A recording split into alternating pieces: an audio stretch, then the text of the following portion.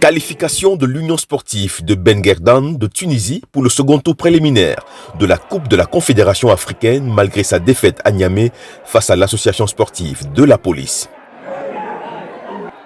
Fort de ses 3 buts au match aller, c'est un véritable conquérant que l'US Ben Guerdane a effectué le déplacement de Niamey au Niger pour son match retour ce samedi 18 septembre 2021 au stade Général Séné Kountché en plein travaux de réfection.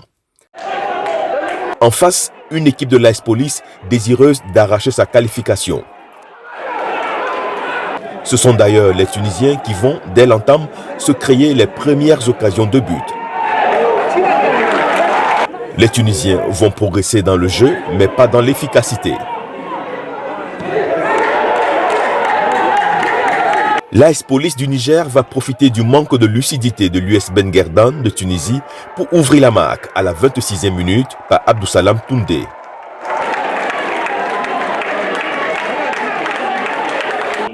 Un but à 0 sera le score à la pause.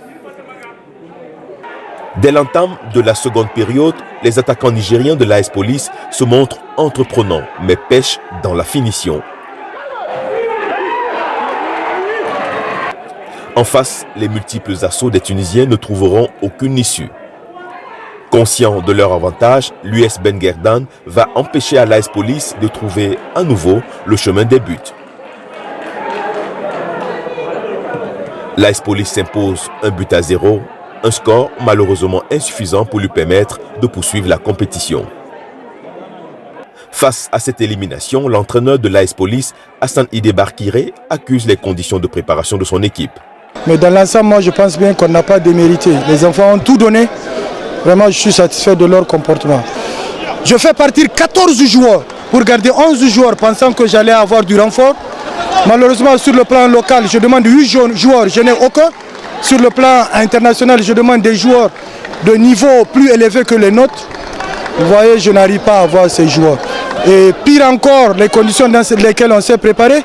Côté tunisien, l'entraîneur Aoum Hakim, malgré la défaite, se félicite du professionnalisme de son équipe, mais reste très réaliste pour la suite de la compétition face à la renaissance sportive de Berkane du Maroc. 1-0, c'était une défaite, certes, mais c'était une expérience pour notre équipe pour échelonner et graduer progressivement vers cette Afrique qu'on veut arriver, Inch'Allah, avec plus de travail.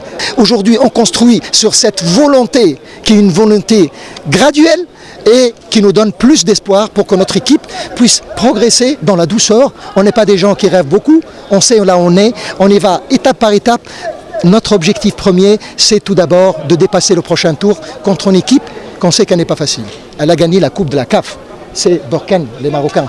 Donc, nous, on sait où on est, on travaille,